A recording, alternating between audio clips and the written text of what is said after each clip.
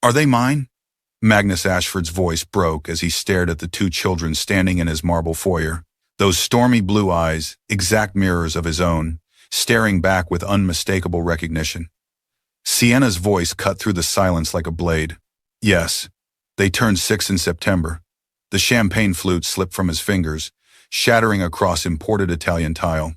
6 years old, which meant when she vanished without explanation, when his world collapsed around him. You kept my children from me for 7 years? His whisper carried more devastation than a scream. I found out I was pregnant the morning after I heard you tell your father you weren't sure about me, she replied, her calm exterior masking years of pain. So no, I didn't tell the man who doubted me that he had sons. That conversation wasn't. Magnus stopped cold, the awful truth dawning. You misunderstood everything. Welcome back to another emotional journey, my wonderful viewers. Thank you to my loyal subscribers who keep returning for these stories of love, loss, and redemption. If you're wondering what happens when 7 years of secrets and misunderstandings finally collide at Christmas dinner, stay with me by clicking the subscribe button. Trust me, you won't want to miss what comes next. 3 months before that fateful confrontation, Sienna Blackwell stood in her Miami penthouse, watching the Atlantic waves crash against pristine beaches below. At 47 stories up, the world looked small, manageable, unlike the emotions, threatening to overwhelm her as she held the heavy cream envelope in her trembling hands. Magnus Ashford requests the honor of your presence at his annual Christmas Eve dinner. His handwriting beneath the formal text sent electricity through her fingers. Please come, Sienna. There are things I need to say, things I should have said 7 years ago. Who sends a formal invitation to someone they haven't spoken to in 7 years? Marcus, her assistant, peered over her shoulder. Someone who doesn't know he has 2 sons, she murmured, pulling open her desk drawer to touch the photograph she kept hidden there. Matteo and Julian smiled back at her perfect combinations of her bronze skin and Magnus's piercing blue eyes. Are you going? Marcus asked, watching her carefully. Sienna placed the invitation face down, turning to the floor-to-ceiling windows. I don't know. That night, after tucking the twins into bed with stories of brave explorers and magical seas, Sienna allowed herself to remember. 7 years earlier, she'd been pressed against the wall of Magnus's Boston penthouse, his lips trailing fire down her throat. I've watched you in that dress all night, he'd growled, hands exploring curves he knew by heart. Been dying to get you alone. She'd laughed breathlessly, fumbling with his belt. Nothing stopping you now. He'd lifted her effortlessly, her legs wrapping around his waist as he carried her to bed. The Boston skyline sparkled below, but Sienna saw only hunger in his eyes as he laid her across silk sheets. You're everything, he'd whispered, moving into her with reverent precision. I love you so much it terrifies me. She'd pulled him closer, her body rising to meet his. Then love me anyway. They'd made love with desperate intensity, as if some part of them sensed time was running out. The next morning, voices from Magnus's study had woken her. His mother's cutting tone carried clearly through the apartment. She's trying to trap you, Magnus. Can't you see that? Mother. She comes from nothing. No connections, no background. You're a surgeon from one of Boston's oldest families. This infatuation will pass. Sienna dressed silently, her hands shaking as Magnus's father joined the conversation. Are you certain about this girl? Because once you're married, there's no going back. I'm not sure, Magnus had said 3 words that shattered her world. I need to be certain I'm making decisions for the right reasons, not because I'm being influenced by desire. She'd left without saying goodbye. By noon, she'd taken the pregnancy test that would change everything. 3 pink lines that rewrote her future. Now Sienna stared at the invitation again, tracing his handwriting with her fingertip. Mama? She turned to find Julian standing in her doorway, rubbing sleep from eyes so like his father's. What are you doing up? Sweetheart? I had a dream about the dad we don't have. His voice was matter-of-fact, but his eyes held questions that grew more complicated with each passing year. Sienna's heart constricted. She patted the space beside her on the sofa, pulling him close when he climbed up. Your father doesn't know about you and Matteo, she said carefully. I made that choice when you were still growing inside me. Was he bad? Julian asked, his small face serious. No, baby. He was. She searched for words that could explain complicated adult truths to a 6-year-old. He wasn't ready. And I wanted you both to have someone who was completely ready to love you. Julian considered this with the thoughtfulness that always reminded her of Magnus's analytical mind. Do you think he's ready now? The question caught her off guard. I don't know. Maybe you should find out, he said with the simple wisdom of childhood. Matteo wants to know why all the other kids have dads and we don't. After tucking Julian back into bed, Sienna returned to the invitation. Her son's words echoed in her mind as she reached for her phone.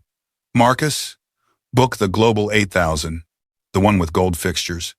She took a deep breath. We're going to Boston for Christmas. If you're wondering what happens when Sienna arrives in Boston with the children Magnus never knew existed, give this video a like.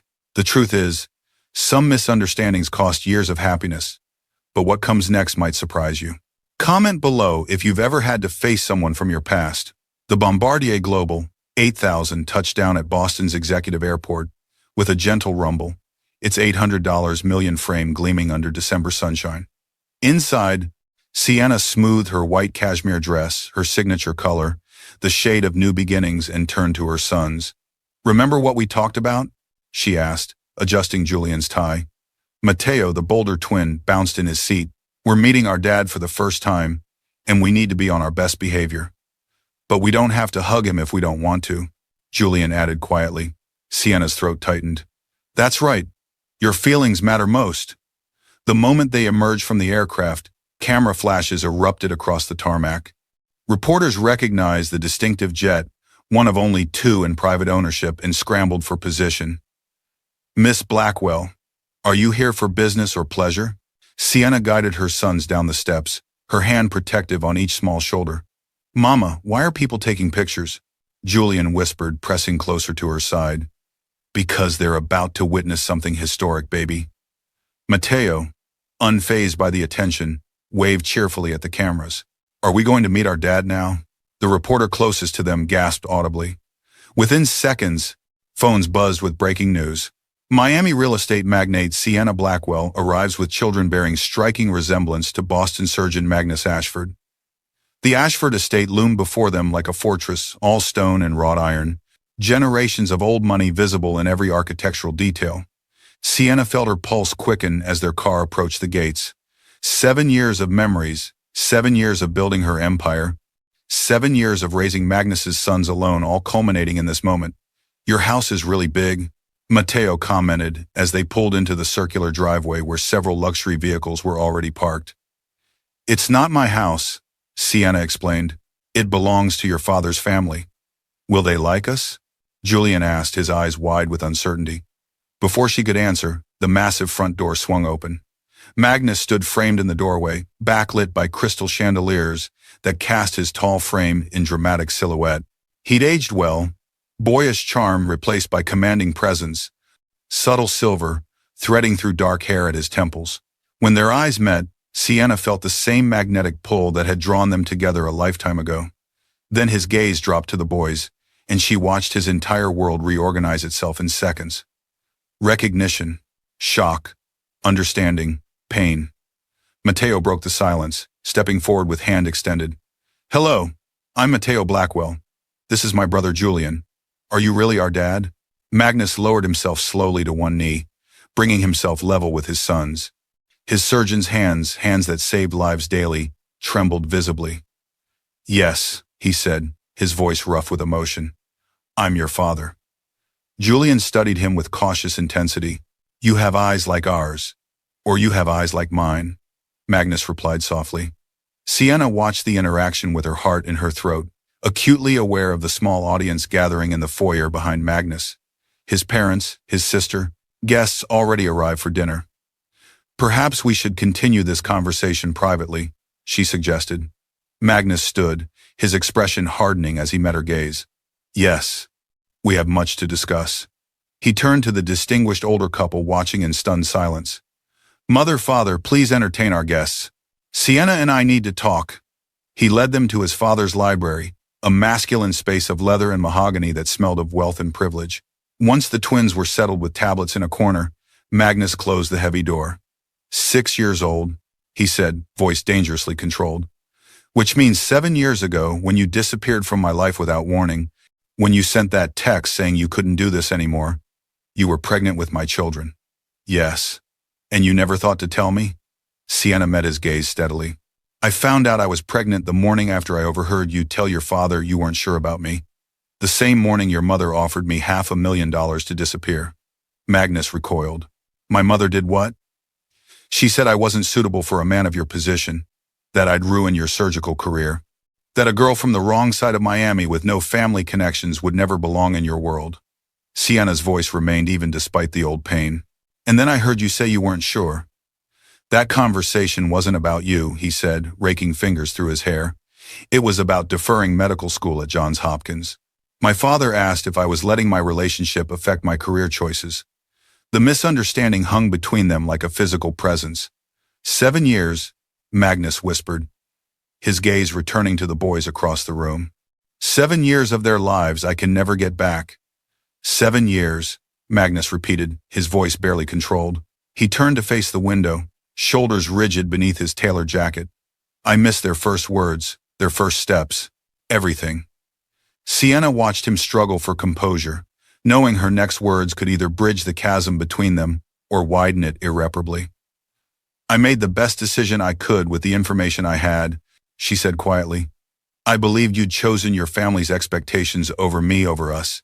Magnus whirled around, eyes blazing. You never gave me the chance to choose. You assumed the worst and disappeared.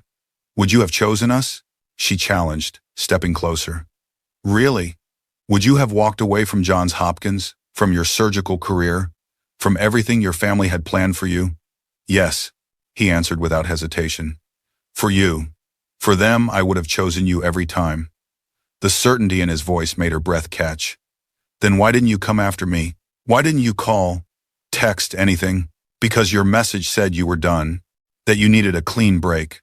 His voice cracked with remembered pain. I respected what I thought was your choice. I was devastated, but I respected it. Across the room, Julian looked up from the tablet, sensing the tension. Mama? Are you okay? Sienna composed herself instantly. Yes, sweetheart. We're just having a grown-up talk. Magnus followed her gaze, studying the boys with naked hunger. They're beautiful, he whispered. Tell me about them. Everything. She crossed to the leather sofa, gesturing for him to join her. As he sat, careful distance between them, Sienna began unraveling the story of his sons. Matteo came first by 7 minutes. He's fearless, impulsive, curious about everything. Julian's more thoughtful, observes before acting. They both love marine biology and building things. She pulled out her phone, opening photos she'd never shared. This was their 5th birthday. They built this model submarine together. Magnus leaned closer, his shoulder brushing hers as he examined the image. Julian has your smile, and Matteo has your temper, she replied with a small laugh. Do they? His voice faltered. Do they hate me? Sienna looked directly into those piercing blue eyes, seeing vulnerability beneath the anger. No, I never let them. I told them their father didn't know about them, that it was my choice to raise them alone. Why are you here now? After 7 years, why come to this dinner? Before she could answer, Matteo bounded over, curiosity overcoming caution. Are you really a doctor who fixes people's hearts? Magnus blinked in surprise. Yes. How did you know that? Mama told us. She says you save lives every day. Matteo climbed onto the couch between them. Can I listen to your heart? Without waiting for permission, he pressed his ear against Magnus's chest. Magnus froze, overwhelmed by his first physical contact with his son. It's beating really fast, Matteo announced, looking up with clinical assessment that was startlingly familiar to anyone who knew Magnus's surgical precision. Are you scared? Yes, Magnus admitted, voice thick with emotion. I'm scared you won't want me in your life. Julian approached cautiously, standing before Magnus with solemn appraisal. Mama says being a father isn't about biology. It's about showing up. The statement hit Magnus like physical pain. You're right, and I haven't shown up for 6 years. That's not your fault, Julian reasoned, with clarity beyond his years. You didn't know. But I want to show up now, Magnus said, meeting each boy's gaze in turn. If you'll let me. Matteo considered this. Do you know how to play chess? Julian always beats me. I do. I could teach you some strategies. And do you like snorkeling? We go every weekend in Miami. I love it. I used to compete in swimming. Julian stepped closer, the final judge. Would you read us stories? With different voices for the characters? Magnus's smile broke through like sunshine. Every night, if you'd let me. You can hug us if you want, Matteo offered generously. We give really good hugs. Magnus glanced at Sienna, who nodded almost imperceptibly. With trembling hands, he gathered both boys close, closing his eyes as their small arms wrapped around him. 7 years of loss crashed through him in that moment, grief for what he'd missed, fierce love for what he'd found. When he opened his eyes, they shone with tears. Thank you, he whispered to Sienna over their heads. She hadn't expected gratitude, hadn't anticipated the way her heart would fracture, watching her sons meet their father. A gentle knock interrupted the moment. Magnus's sister, Catherine, poked her head in, her shocked expression indicating she'd already heard the news circulating among the guests. Sorry to interrupt, but Mother's about to have a coronary. Dinner's ready, and everyone's waiting. Magnus straightened, keeping one hand on each boy's shoulder. Tell them we're coming. After Catherine left, he turned to Sienna. This isn't how I planned our reunion.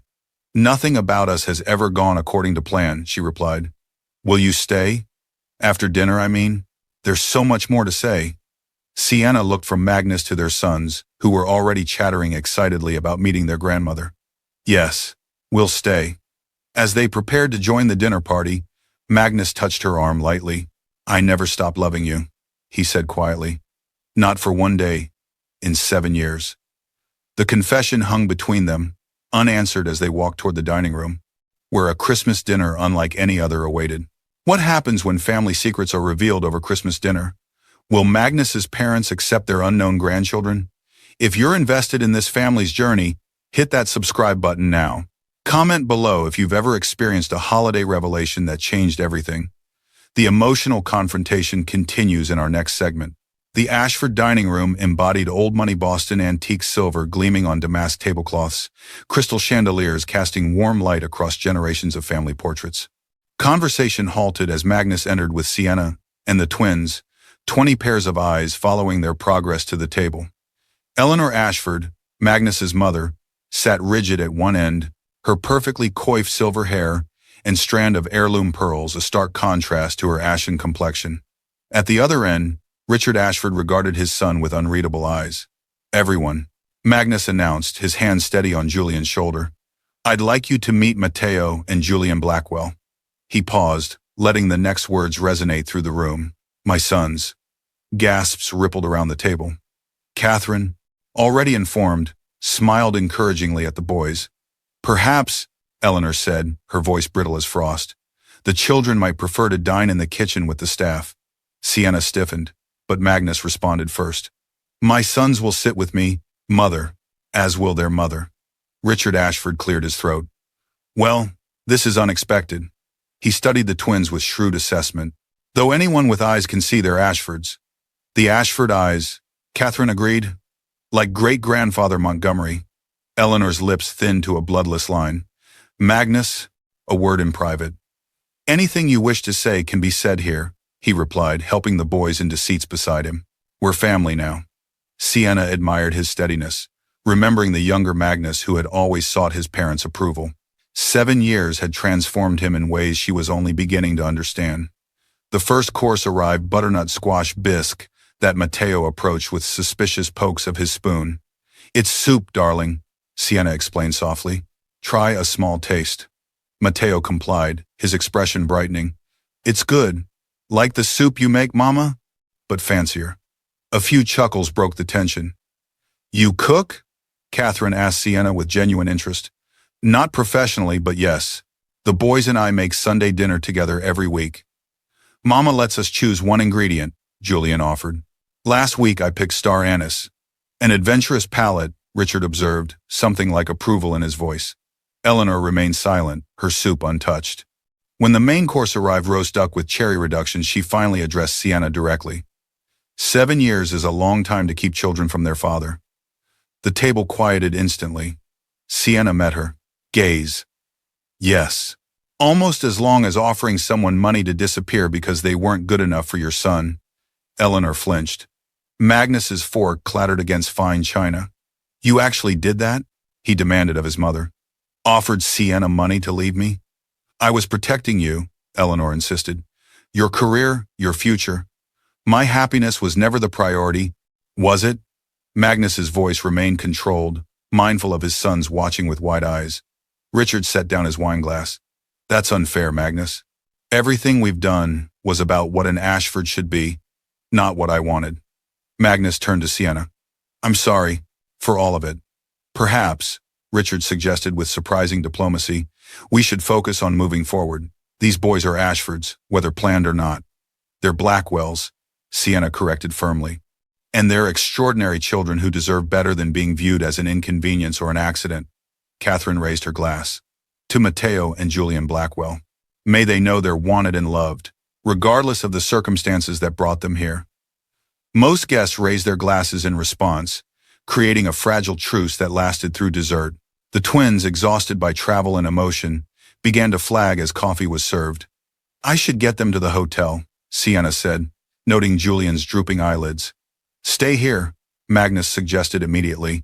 The East Wing has plenty of room. Eleanor's teacup rattled in its saucer. Thank you, Sienna replied. But we have reservations at the Langham. The boys need familiar routine after such an overwhelming day. Understanding flickered in Magnus's eyes. Of course. May I walk you out? In the grand foyer, away from prying eyes, Magnus knelt to address his sons. I know this is a lot to take in, he said carefully. Meeting me, meeting this family. It's okay if you need time. Are you coming to see us tomorrow? Mateo asked, direct as always. If that's all right with you and your mother. Julian, fighting sleep, leaned against Sienna. Can we see where you work? Where you fix hearts? Something shifted in Magnus's expression, the beginning of a bond Sienna had once feared would never exist. I'd love to show you the hospital. Maybe you could wear special doctor coats like mine. Both boys brightened at this, momentarily energized. As their car arrived, Magnus touched Sienna's arm lightly. Thank you for bringing them, for giving me this chance.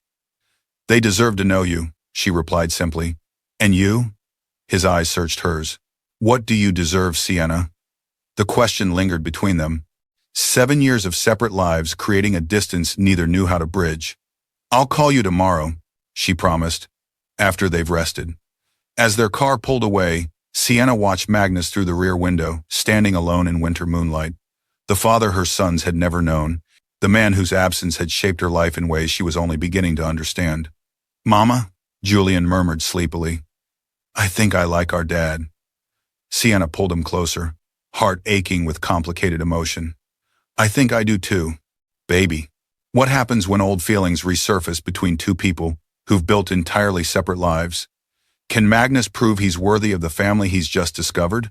Hit subscribe to find out what happens when these former lovers navigate co-parenting after 7 years apart. Comment below.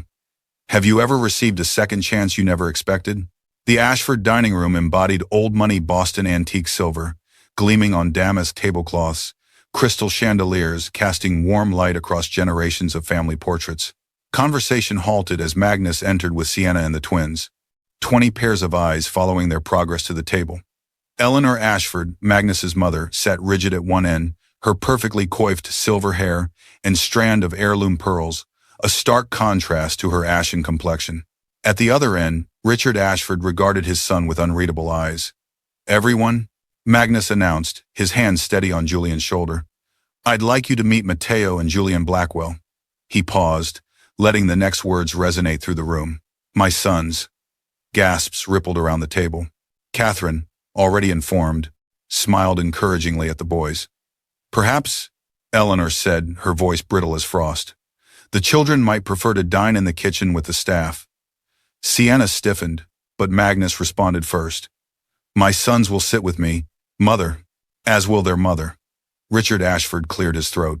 Well, this is unexpected. He studied the twins with shrewd assessment. Though anyone with eyes can see their Ashfords. The Ashford eyes, Catherine agreed. Like great-grandfather Montgomery. Eleanor's lips thinned to a bloodless line. Magnus, a word in private. Anything you wish to say can be said here, he replied, helping the boys into seats beside him. We're family now. Sienna admired his steadiness, remembering the younger Magnus who had always sought his parents' approval. 7 years had transformed him in ways she was only beginning to understand. The first course arrived butternut squash bisque that Mateo approached with suspicious pokes of his spoon. It's soup, darling, Sienna explained softly. Try a small taste. Mateo complied, his expression brightening. It's good. Like the soup you make, Mama. But fancier. A few chuckles broke the tension. You cook? Catherine asked Sienna with genuine interest. Not professionally, but yes. The boys and I make Sunday dinner together every week. Mama lets us choose one ingredient, Julian offered. Last week I picked star anise. An adventurous palate, Richard observed, something like approval in his voice. Eleanor remained silent, her soup untouched. When the main course arrived, roast duck with cherry reduction, she finally addressed Sienna directly. 7 years is a long time to keep children from their father. The table quieted instantly. Sienna met her gaze. Yes. Almost as long as offering someone money to disappear because they weren't good enough for your son. Eleanor flinched. Magnus's fork clattered against fine china. You actually did that? He demanded of his mother. Offered Sienna money to leave me? I was protecting you, Eleanor insisted. Your career, your future. My happiness was never the priority, was it? Magnus's voice remained controlled, mindful of his sons watching with wide eyes. Richard set down his wineglass. That's unfair, Magnus. Everything we've done was about what an Ashford should be, not what I wanted. Magnus turned to Sienna. I'm sorry. For all of it. Perhaps, Richard suggested with surprising diplomacy, we should focus on moving forward. These boys are Ashfords, whether planned or not. They're Blackwells, Sienna corrected firmly. And they're extraordinary children who deserve better than being viewed as an inconvenience or an accident. Catherine raised her glass.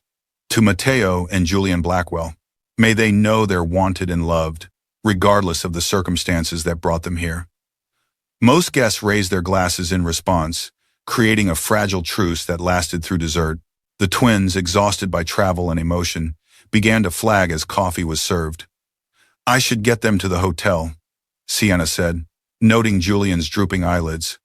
Stay here, Magnus suggested immediately. The East Wing has plenty of room. Eleanor's teacup rattled in its saucer. Thank you, Sienna replied. But we have reservations at the Langham. The boys need familiar routine after such an overwhelming day. Understanding flickered in Magnus's eyes. Of course. May I walk you out? In the grand foyer, away from prying eyes, Magnus knelt to address his sons. I know this is a lot to take in, he said carefully. Meeting me, meeting this family. It's okay if you need time. Are you coming to see us tomorrow? Mateo asked, direct as always. If that's all right with you and your mother. Julian, fighting sleep, leaned against Sienna. Can we see where you work? Where you fix hearts? Something shifted in Magnus's expression, the beginning of a bond Sienna had once feared would never exist. I'd love to show you the hospital. Maybe you could wear special doctor coats like mine. Both boys brightened at this, momentarily energized. As their car arrived, Magnus touched Sienna's arm lightly.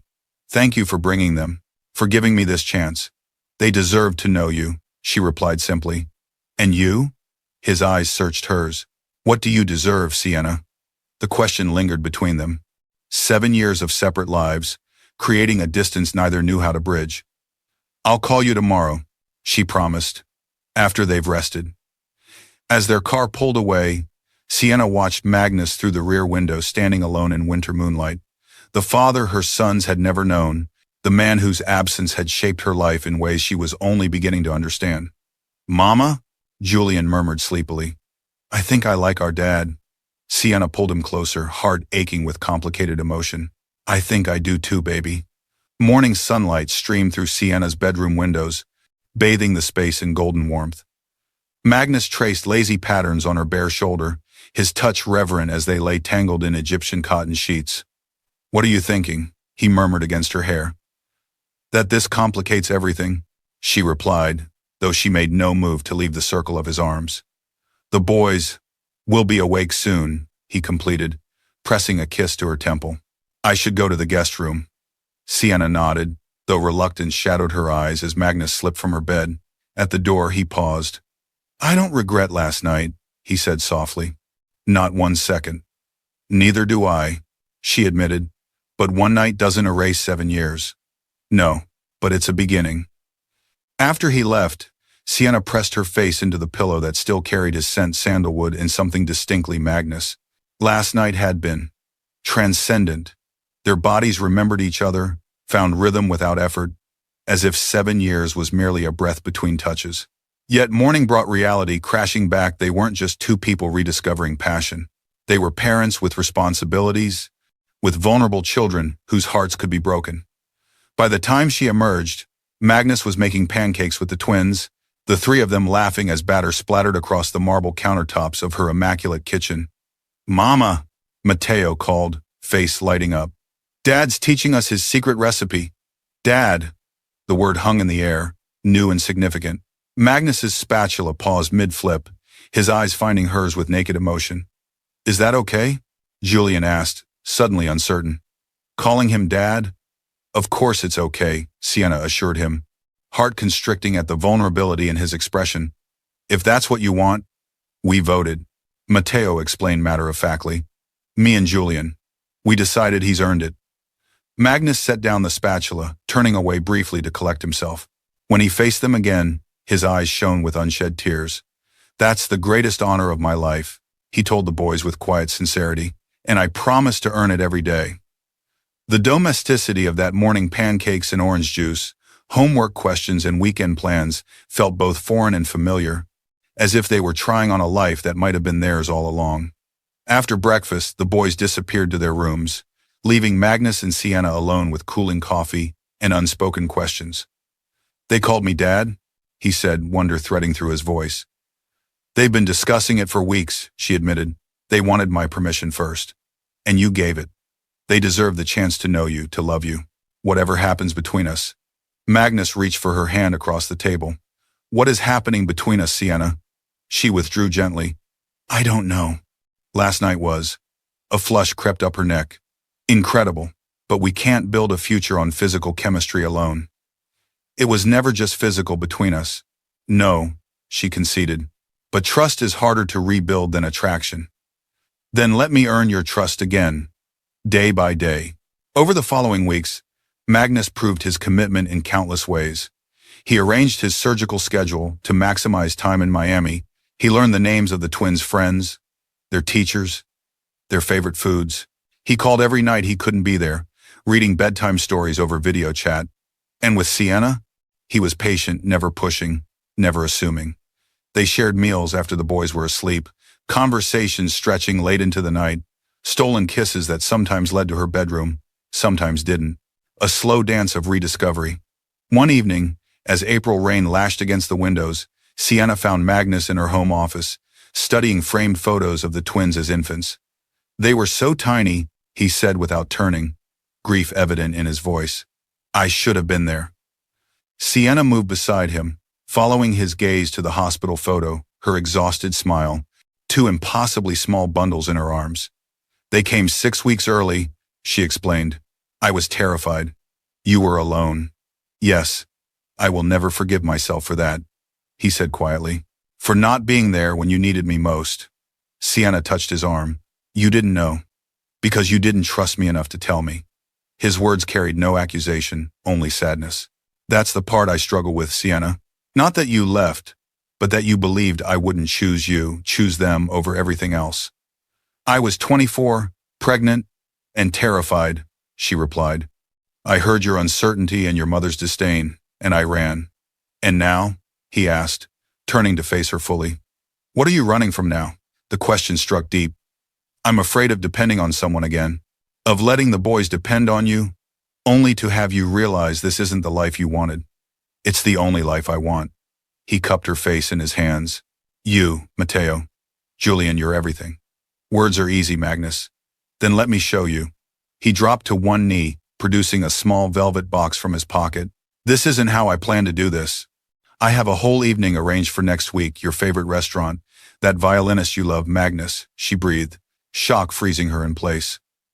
"I'm not asking you to marry me today," he clarified quickly. "I'm asking you to consider it, to let me prove every day that I want this life, our life, more than anything." He opened the box, revealing not a traditional engagement ring, but a platinum band set with 3 sapphires, one for each of you, the 3 people who make my life complete. Sienna stared at the ring, emotion closing her throat. Say something, he whispered. Ask me again in 6 months, she finally managed. If you still feel this way, if we're still building something real. Hope blazed across his face. That's not a no. It's a, convince me, she replied, a smile breaking through despite herself. He rose, slipping the ring back into his pocket. Challenge accepted. Their kiss sealed the promise not of forever, not yet, but of possibility, of a future worth fighting for. Summer arrived in a blaze of Miami heat, bringing with it a rhythm to their unconventional family life. Magnus now spent 3 weeks each month in Miami, returning to Boston only for his most critical surgeries. The twins flourished under his presence, Matteo growing bolder in his father's encouraging shadow, Julian finding a kindred analytical mind. 4 months into their careful rebuilding, the first real test arrived unexpectedly. I've been offered the chief of surgery position, Magnus announced over dinner after the boys had gone to bed, at Boston Children's. Sienna set down her wineglass. That's incredible. It's what you've worked toward your entire career. Yes. His expression remained complicated, but it would mean being based permanently in Boston. The implication hung between them. Their delicate balance, his commuting, their gradual reconnection would be upended. When would you start? She asked, heart already contracting at the thought of his absence. September. 3 months from now. He reached for her hand. I'm going to turn it down. What? Magnus, you can't. I can and I will, he insisted. I won't be separated from the boys. From you. Sienna withdrew her hand gently. You've worked your entire life for this position. I won't be the reason you give it up. You're not. They are. He gestured toward the hallway leading to the twins' rooms. 7 years, Sienna. I've already missed 7 years. I won't miss another day. So what's the alternative? You resent us eventually for derailing your career? No. Then come with me, he said, the words rushing out. Move to Boston. All of you. The proposal stunned her into silence. Leave Miami? The empire she'd built? The life she'd created? I can't just uproot the boys, she finally managed. Their school? Their friends? I know it's a lot to ask, Magnus acknowledged, but there are excellent schools in Boston. You could expand your real estate business there. We could be one big happy family, she challenged, old fears surfacing. It's not that simple. It could be, he countered quietly, if we let it. Later that night, alone in her bedroom, Sienna stood at the windows overlooking the Miami skyline she'd conquered through sheer determination. This city had been her refuge when she'd fled Boston, with nothing but pregnancy tests and broken dreams. Here, she'd built Blackwell luxury properties from a single condo listing to a real estate empire worth 9 figures. Here, she'd raised 2 remarkable boys without needing anyone's approval or assistance. Could she leave it all behind? For him? The following morning, she found the twins in deep discussion over breakfast. What's the serious conversation about? She asked, pouring herself coffee. They exchanged glances before Julian spoke. Dad told us about his new job in Boston. Her breath caught. He did? Matteo nodded vigorously. He said he's going to turn it down to stay with us. But we don't think he should, Julian added, his expression serious beyond his years. What do you mean? Sienna asked carefully. He fixes kids' hearts, Mama, Matteo explained as if it were obvious. If he's the boss doctor, he can fix even more hearts. Julian's quiet voice followed. We were thinking maybe we could go to Boston, just to see. Dad says there's a school with a special science program, and the ocean's different there, with different fish and stuff. You want to move to Boston? Sienna asked, unable to mask her surprise. Maybe? Matteo shrugged. We could try it. If we hate it, we come back here. When did you two become so wise? She murmured, chest tight with emotion. Dad says we get it from you, Julian replied simply. The Boston townhouse, Magnus showed them the following weekend, was nothing like she expected, not a cold monument to old money, but a warm brownstone with high ceilings and modern finishes, walking distance from the common. The 3rd floor has a home office, with harbor views, he explained as they toured, and the boys would each have their own rooms. There's even a small garden out back. It's not the Ashford estate, she observed. No, he agreed firmly. This would be ours. Just ours. As the twins raced upstairs to claim potential bedrooms, Magnus pulled Sienna onto the window seat overlooking the quiet street. I haven't bought it, he clarified. This is just to show you possibilities. If you hate Boston, if you can't leave Miami, I'll understand. The job isn't worth losing what we're building. Sienna studied the man before her, so different from the promising young surgeon who'd once captured her heart. This Magnus was tempered by loss, by purpose, by the fierce love he'd developed for children he'd known less than 6 months. You've changed, she said softly. For the better, I hope. Definitely for the better. She touched his face, thumb tracing the laugh lines that hadn't existed 7 years ago. You know what I realized? I've been waiting for you to prove something. And have I? Yes. That you're willing to sacrifice what matters to you for what matters more. She took a deep breath. But I don't want you to make that sacrifice. Hope flickered across his face. What are you saying? I'm saying we should try Boston. A 6-month lease, to start. The boys can finish this semester in Miami, then transfer after winter break. Magnus stared at her, stunned. You'd do that? Move your entire life for me? For us, she corrected. For the family we might become. But Magnus, she held his gaze steadily. I'm not giving up my company. I'll open a Boston office, commute to Miami when needed. Of course, he agreed instantly. Your career matters just as much as mine. Impulsively, she asked, Is that ring still in your pocket? Magnus blinked. You mean I'm not saying yes? Not yet, but I am saying I'm ready to try. Really try. From upstairs came the sound of childish arguing, followed by laughter. There's sons, there's mapping out futures in a city Sienna had once fled. Some things come full circle, Magnus murmured, drawing her into his arms. Not a circle, she corrected. A spiral. We're not back where we started. We're somewhere new. Boston in December looked like a snow globe, come to life. Historic buildings, frosted white, twinkling lights reflecting off the Charles River, holiday wreaths adorning brownstone doors. 6 months after their decision, moving day arrived with flurries dancing past windows of their new home. Last box, Magnus announced, setting down a carton labeled, Mateo Important Stuff. Though I'm afraid to ask what qualifies as important to a 7-year-old. Probably his rock collection, Sienna replied, surveying the chaos of half-unpacked belongings. He convinced the movers it needed special handling because some are scientifically significant. Magnus laughed, pulling her close. He gets that flair for persuasion from you. And the stubbornness from you, she countered, melting against him despite her teasing. Their embrace was interrupted by Julian's appearance at the doorway, small face serious beneath his winter hat. Dad, when do we have to go to grandmother's house? Magnus knelt to his level. Christmas Eve dinner is tomorrow night, but remember what we discussed. If anyone makes you uncomfortable, you tell me immediately. Julian nodded solemnly. Will she like us better now? The innocent question broke Sienna's heart. Despite their decision to try Boston, Eleanor Ashford's relationship with her unexpected grandsons remained chilly at best. Their weekly Sunday dinners at the Ashford estate were exercises in strained politeness. Your grandmother. Magnus chose his words carefully. She needs time, but that has nothing to do with how wonderful you and your brother are. After Julian returned to exploring his new bedroom, Sienna faced Magnus. We don't have to go tomorrow. We could start our own traditions. And let my mother win? No. His jaw set with determination. The boys are Ashfords as much as they're Blackwells. They belong at that table. Even if your mother treats them like inconvenient reminders of your poor judgment, she's improving, he insisted, though doubt shadowed his eyes. Last Sunday, she actually asked about Julian's chess tournament. Sienna raised an eyebrow. After your father prompted her twice. Baby steps.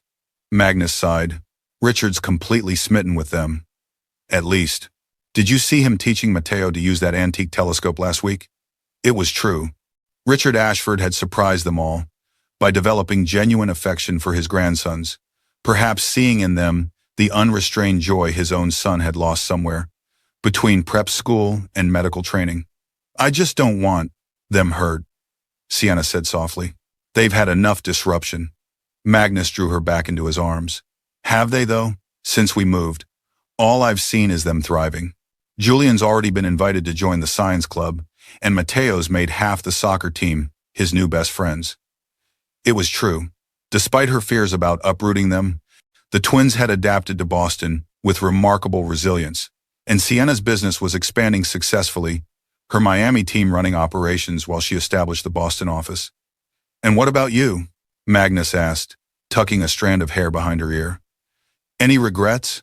About Boston?" She considered the question seriously. "No. It feels right, somehow. Coming full circle but different this time." His smile was radiant. "Speaking of circles." Magnus reached into his pocket, producing the sapphire ring she'd neither accepted nor rejected months earlier. "It's been exactly 6 months," he reminded her. "You said to ask again in 6 months." Sienna's pulse quickened. "So I did. I'm not doing this because of timing or convenience or because we live together now," he clarified. "I'm asking because every day with you and the boys makes me certain this is everything I want, everything I need." He dropped to one knee amid moving boxes and packing paper. "Sienna Blackwell, will you marry me? Not because of our past or for our children, but because I want to build a future with you, messy and complicated and completely ours." Before she could answer, twin gasps sounded from the doorway. "Dad's proposing," Matteo stage whispered to Julian, loud enough for the entire neighborhood to hear. Julian elbowed him. "We weren't supposed to watch, remember?" Magnus laughed, gesturing them forward. "Actually, I'm glad you're here. This involves you two." The boys approached cautiously, eyes wide at the sparkling ring. "I'm asking your mother to marry me," Magnus explained, "which would make us officially a family. How do you feel about that?" "Are we allowed to vote?" Julian asked seriously. "This isn't actually a democracy," Sienna began, but Magnus interrupted. "Yes, your votes count." The twins exchanged glances, some silent communication passing between them. "We vote yes," Matteo announced. "But we have conditions." Magnus raised an eyebrow. "Conditions? We want a dog," Julian stated. "A big one. And we want to keep our last name and add yours," Matteo continued. "So we'd be Blackwell Ashfords." "And we want a treehouse in the backyard," Julian added. "With electricity." Magnus bit back a smile. "Anything else?" The boys conferred briefly before Julian spoke again. "We want you to promise to always talk to each other, even when you're mad, not like before when you misunderstood, and we didn't get born with a dad." The room fell silent. Sienna felt tears well in her eyes at her son's innocent wisdom. "That," Magnus said softly, "is the most important promise of all, and I make it gladly." He turned back to Sienna, still kneeling. "Well, what's your vote?" Sienna looked at the three faces watching her expectantly, her sons with their matching blue eyes so like their father's, and Magnus himself, the man who'd persevered through misunderstanding and time to rebuild what they'd lost. "Yes," she whispered, then stronger. "Yes, with all those conditions." Magnus slipped the ring onto her finger before gathering all three of them into his arms. As snow continued to fall outside their new home, Sienna realized that sometimes the most broken paths led to the most beautiful destinations. Tomorrow they would face Eleanor Ashford and the ghosts of the past. Tonight, they celebrated the future they were building, imperfect, unexpected, and completely theirs. Christmas Eve at the Ashford estate gleamed with old-world elegance, crystal chandeliers casting warm light over antique silver, fresh pine garlands draping marble mantels, generations of wealth on display in every perfect detail. Sienna adjusted Julian's tie in the grand foyer, her engagement ring catching the light. "Remember, you don't have to eat anything you don't like. And we stick together," Matteo added, repeating their family strategy. Magnus placed a hand on each boy's shoulder. "I'm proud of you both. Tonight isn't easy, but you're Blackwell Ashfords now. You belong here as much as anyone." The sapphire ring on Sienna's finger felt both foreign and right, a commitment she'd once fled, now embraced on her own terms. Their engagement announcement had made the Boston social pages that morning, forcing Eleanor's hand. Tonight would be either acceptance or final rejection. Richard Ashford greeted them warmly, kneeling to accept hugs from his grandsons. "There are presents under the tree with your names on them," he whispered conspiratorially. "Very scientific presents." The boys' eyes lit up as they looked to Sienna for permission. "Go ahead," she smiled. "Just stay where we can see you." As they darted toward the massive Christmas tree, Richard turned to Sienna. "Congratulations," he said, gesturing to her ring. "I always hoped you two would find your way back to each other." Did you? She questioned, unable to hide her surprise. Despite appearances, I wasn't blind to my wife's interference. He looked genuinely regretful. I should have done more to stop it. Yes, Sienna agreed, refusing to absolve him easily. You should have. Richard nodded, accepting her judgment. I'm trying to do better now. With the boys, with Magnus, with you. Before she could respond, Eleanor appeared in the doorway, impeccable in burgundy silk, her expression carefully neutral. You're here, she observed, eyes flickering briefly to Sienna's ring. Dinner will be served in 20 minutes. It wasn't warm, but it was an openly hostile progress of sorts. As guests arrived, family, friends, colleagues, Boston's elite Magnus kept Sienna close, his hand a steady pressure against the small of her back. She felt eyes on them, heard whispers behind hands. The prodigal son and his once discarded girlfriend now triumphantly returned with heirs to the Ashford legacy. At dinner, Eleanor had seated the twins between Magnus and Catherine, as far from herself as possible while maintaining appearances. Conversation flowed around them, careful and polite, until Richard tapped his crystal glass. Before we begin, I'd like to propose a toast. He stood, commanding the table's attention. To family reunited, to second chances, and to Magnus and Sienna's engagement. Glasses raised around the table. Eleanor's lips tightened almost imperceptibly as she lifted her champagne. When do we get to be flower boys? Matteo asked loudly into the momentary silence. A ripple of laughter broke the tension. I think you mean ring bearers, Magnus corrected gently. Actually, Julian considered, I think we should give Mama away, since we're the men in her family. Sienna felt her heart constrict at her son's solemn declaration. That's a lovely idea, sweetheart. Eleanor set down her glass with a sharp clink.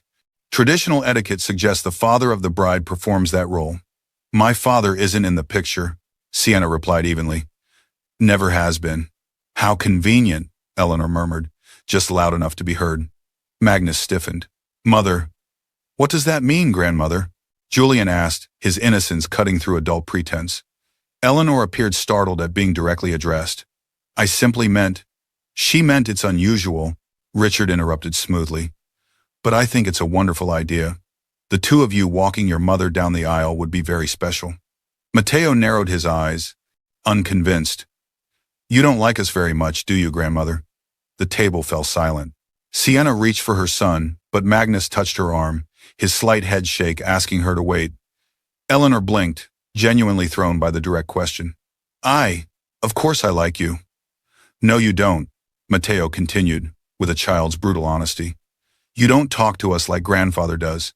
You never ask about school or our friends. It's okay if you don't like us. Not everyone has to like everyone. The raw vulnerability beneath his matter-of-fact words hung in the air. Julian reached for his brother's hand under the table, their twin bond in full force. Eleanor's porcelain composure cracked. For the first time, Sienna saw uncertainty in her perfect features. I don't dislike you, Eleanor said finally, her voice unexpectedly fragile. I simply don't know how to be a grandmother. It's easy, Julian offered quietly. You just have to care about what we care about, and maybe give hugs sometimes. And cookies, Matteo added practically. Grandparents usually have cookies. A strange sound escaped Eleanor, something between a laugh and a sob. She pressed her napkin briefly to her lips before facing Sienna directly. I owe you an apology, she said, each word clearly costing her. What I did 7 years ago was unforgivable. Sienna held her gaze. You tried to buy me off because you thought I wasn't good enough for your son. Yes, Eleanor didn't flinch from the accusation. I was wrong. Not just morally wrong, but wrong about you. You've built an impressive business, raised remarkable children. You've proven yourself in ways I never anticipated. I didn't do it to prove anything to you, Sienna replied coolly, which makes it all the more impressive. Eleanor glanced at Magnus, then back to Sienna. I don't expect forgiveness, but I am asking for the chance to know my grandsons, all of them. The implication hung in the air between them. Eleanor knew, perhaps had always known, that Sienna and Magnus would have more children. That's not just my decision, Sienna said, turning to her sons. Boys? Would you like to give your grandmother another chance? The twins conferred silently before Julian nodded. Everyone deserves second chances. That's how we got Dad. simple wisdom from a 7-year-old's mouth. Sienna felt Magnus's hand find hers beneath the table, his thumb tracing circles on her palm. Second chances, she agreed, meeting Eleanor's eyes across crystal and silver. But earned, not given. Eleanor nodded once, acceptance and promise in the gesture. I understand. As dinner resumed, something subtle shifted in the room's atmosphere. Not perfect harmony that would take more time, but the beginning of possibility. Later, as Magnus drew Sienna into the conservatory for a moment alone, she felt lighter than she had in years. You were magnificent, he murmured against her hair. Facing her like that. Our sons were magnificent, she corrected. When did they get so wise? They come by it honestly. His kiss was gentle, reverent. I love you, Sienna Blackwell. Soon to be Blackwell Ashford. I like the sound of that, she admitted, melting against him as snowflakes danced beyond the glass. Spring sunshine streamed through stained glass windows, casting jeweled light across Boston's oldest chapel. White cherry blossoms and blue hydrangeas adorned every pew, the past and future, coming together in perfect symmetry. Sienna stood in the vestibule, heart thundering beneath ivory silk. 6 months since Magnus's proposal, 1 year since their reunion, and 8 years since the misunderstanding that nearly cost them everything. You look beautiful, Mama, Julian whispered, solemn in his miniature tuxedo. Like a queen, Matteo agreed, straightening his bow tie for the 100th time. Sienna knelt carefully, mindful of her dress. And you two look incredibly handsome. Are you ready for your important job? They nodded with matching gravity, the responsibility of walking her down the aisle weighing on their small shoulders. At 7.5, they carried themselves with the dignified pride of young men entrusted with something precious. Remember, Julian said, Dad's waiting at the end. Just like in your story. What story? She asked, touched by his seriousness. The one where you got separated but found each other again, Matteo explained. Catherine told us it's like those movies where people are meant to be together, so the universe keeps pushing them back. The universe had a little help from you two, Sienna murmured, gathering them close. If not for you, I might never have been brave enough to try again.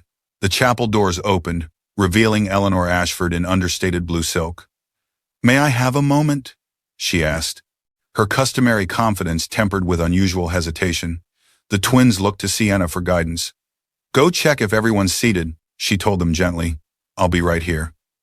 After they scampered off, Eleanor approached, her gaze taking in Sienna's simple, elegant gown. You look lovely, she said with genuine warmth, a tone that would have been unimaginable a year earlier. Thank you. Eleanor twisted her hands together, a rare show of nervousness. I wanted to give you something, a peace offering, of sorts. From her clutch, she withdrew a small velvet box. Inside lay a pair of sapphire earrings, their deep blue perfectly matching Sienna's engagement ring. These have been in the Ashford family for 4 generations, Eleanor explained, traditionally worn by the bride on her wedding day. Sienna stared at the heirloom jewelry, understanding the significance of the gesture, not just acceptance, but acknowledgement of her place in the family's future. I don't expect this to erase the past, Eleanor continued, but I hope it might symbolize a new beginning. 8 years ago, Sienna might have rejected the offering, seeing it as another attempt to dictate her place. Today, she recognized it for what it was, a white flag from a proud woman who'd finally recognized her mistake. I would be honored, she said simply, replacing her diamond studs with the sapphires. Eleanor's relief was palpable. Magnus is a better man for having lost and found you. And those boys, her voice softened, they've brought life back to the Ashford name. Before Sienna could respond, music swelled from the chapel, their cue to begin. That's your signal, Eleanor smiled, reaching out to straighten Sienna's veil, a maternal gesture that felt both foreign and right. Welcome to the family, Sienna, officially this time. When the doors opened, revealing Sienna with a son on each arm, Magnus felt his world narrow to that single vision. The woman he'd lost and found again, flanked by the children he'd never known, he needed all 3 approaching him with purpose and love. Richard, standing beside his son as best man, pressed a handkerchief into his hand. You'll need this, he murmured. He was right. As Julian and Matteo solemnly walked their mother down the aisle, pride evident in their straight shoulders and careful steps, Magnus found himself unable to contain the emotion overwhelming him. They reached the altar, the boys looking up at Magnus with matching grins. "We're giving you our mom," Matteo announced, loud enough for everyone to hear. "You better take good care of her." "Forever," Magnus promised, his voice rough with feeling. "That's a doctor's guarantee." Julian's face grew serious. "If you mess up again, we get to keep her." More laughter, though Magnus recognized the genuine concern beneath his son's joke. "That's fair," he agreed, kneeling to their level. "But I'm not planning to mess up." Satisfied, the twins placed Sienna's hand in Magnus's before taking their places beside Catherine, who winked at them conspiratorially. As they exchanged vows, Sienna's voice remained steady while Magnus's broke with emotion, a reversal of their personalities that made her smile. They'd balanced each other from the beginning, her practical strength complementing his passionate intensity. "7 years ago, I let fear make my decisions," Sienna said, her written vows forgotten as she spoke from the heart. "I chose safety over faith, certainty over possibility. Today I'm choosing differently. I'm choosing us messy, complicated, and completely worth it." Magnus squeezed her hands, his eyes never leaving hers. "7 years ago, I let others define what mattered. I failed to fight for the most important thing in my life. Today, I promise to choose you, choose our family, every single day. Not perfectly, but completely." When they were pronounced husband and wife, the twins cheered before anyone else, their exuberance causing another wave of laughter. As Magnus kissed his bride, Sienna felt the final pieces of her heart lock into place, not healed, exactly, but rebuilt into something stronger than before. 5 years later, sunrise painted their bedroom in golden hues, as Sienna felt the bed dip with small movements. Opening one eye, she found 3-year-old Ruby climbing determinedly between her parents, her dark curls bouncing with each movement. "It's Saturday," their daughter announced, settling triumphantly in the space she'd created. Magnus groaned good-naturedly, one arm reaching out to pull their youngest closer. "Saturday means sleeping in, princess." "No," Ruby giggled. "Saturday means pancakes." And the boys said, "Beach if it's sunny." As if summoned, Matteo and Julian appeared in the doorway, 12 years old now, lanky and beginning to show the men they would become. "We tried to keep her busy," Julian apologized, ever the conscientious one. "But she's your daughter," Matteo added with a grin so like Magnus's. "Stubborn." "I prefer determined," Sienna yawned, making room as both boys flopped onto the bed, creating a tangle of limbs and laughter. This was their Saturday ritual family pile-on before Magnus made his famous pancakes, before Julian's chess tournament or Matteo's soccer game, before the everyday chaos of their beautifully blended life. 5 years of marriage had brought another child, new career heights for both of them, and the everyday challenges of merging two strong personalities. They still argued, sometimes fiercely, but always with the memory of 7 lost years keeping them from walking away. As Ruby began listing everything she wanted to do that day, Magnus caught Sienna's eye over their daughter's head. "Any regrets?" he mouthed silently. Sienna looked at the life they'd built, 3 amazing children, careers that fulfilled them, love that had survived the worst and thrived and smiled. "Not one," she whispered back. "This was always our destination. We just took the scenic route.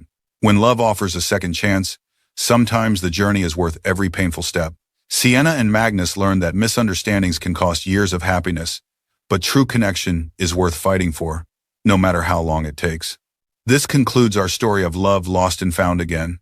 If their journey touched your heart, please like and subscribe for more powerful stories of redemption and second chances. Tell me in the comments, do you believe true love always finds its way back?